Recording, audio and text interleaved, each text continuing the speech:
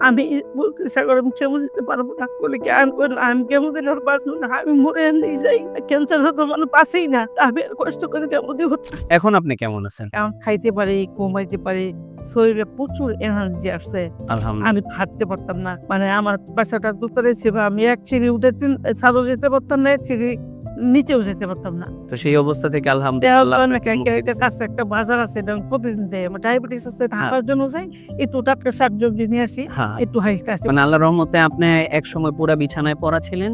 এখন বর্তমানে আল্লাহর রহমতে আপনি নিজে হেঁটে ক্যান্সার তো একদম নাই।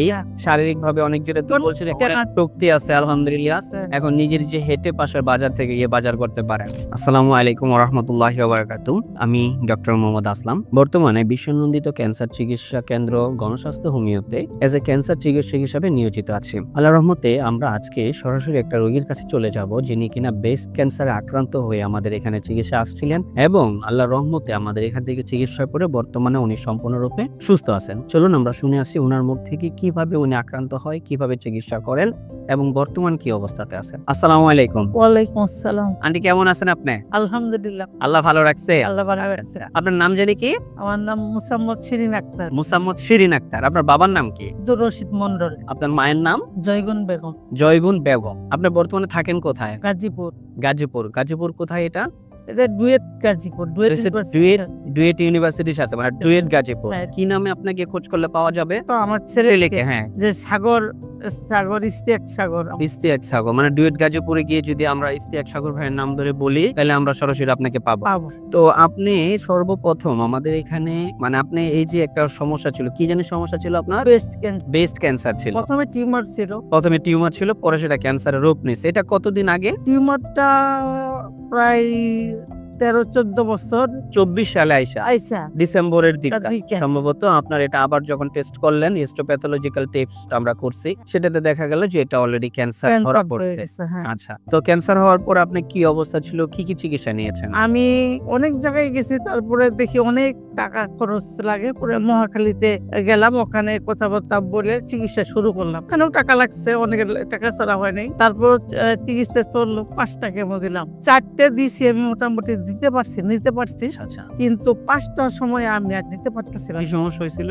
মাথাটা আগুনের মতো গরম হয়ে গেছে ঘাইমে মাথা শরীর সহ প্রচন্ড বমি আর মাথা শরীর ঘাইমে এমন ভাবে পানি পড়তেছে তখন শীত ছিল আরো আচ্ছা, মানে আমি আর কোনো ভাবেই মানে কেমোটা শেষ করতে পারে না অল্প একটু থাকতে বন্ধ করে দিয়েছে বন্ধ করার পরে ওখানে সরকারি হসপিটাল রেস্ট নিতেও দেয় না বেডে থেকে উঠাই দিচ্ছে আরেকজনকে দিবে পরে আমার ছেলে একটা হুইল চেয়ার ভাড়া করে না আমাকে ওটার মতো বসে বারণ দিয়েছে কিন্তু আমি হুইল চেয়ার থাকতে পারতেছি না আচ্ছা, আচ্ছা, পরে থাকছি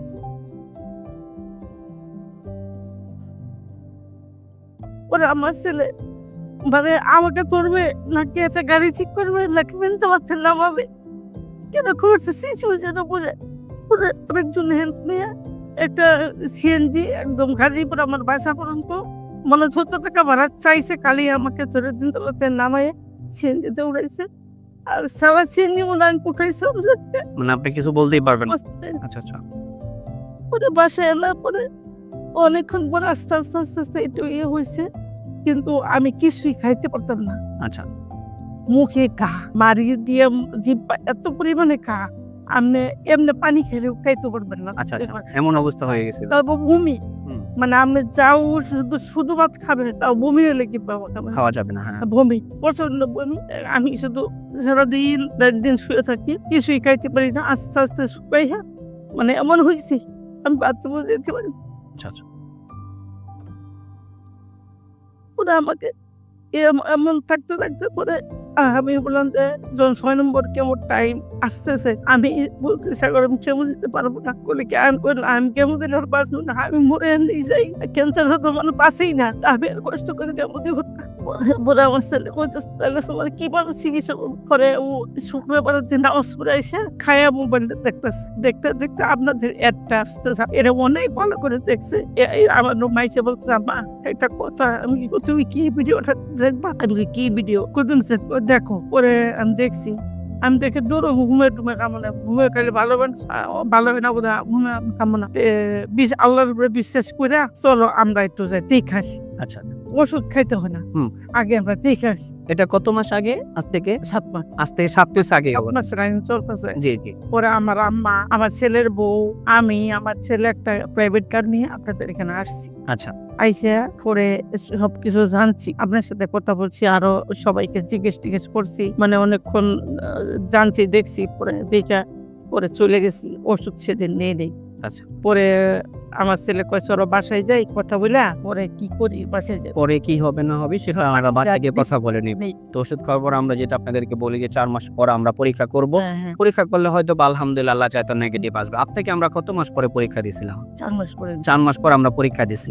তো আল্লাহর রহমতে আপনি 4 মাস পরে আল্লাহর রহমতে আপনি ক্যান্সার থেকে সম্পূর্ণ মুক্ত আছেন। এখন কি আপনি আল্লাহর রহমতে সম্পূর্ণরূপে ভালো আছেন? হ্যাঁ, এমনিও তেমন কোনো সমস্যা নেই। ক্যান্সার তো নাই। আর এমনি খাইতে পারি, ঘুমাইতে পারি। শরীরে প্রচুর এনার্জি আসছে। আলহামদুলিল্লাহ। আমি হাঁটতে পারতাম না।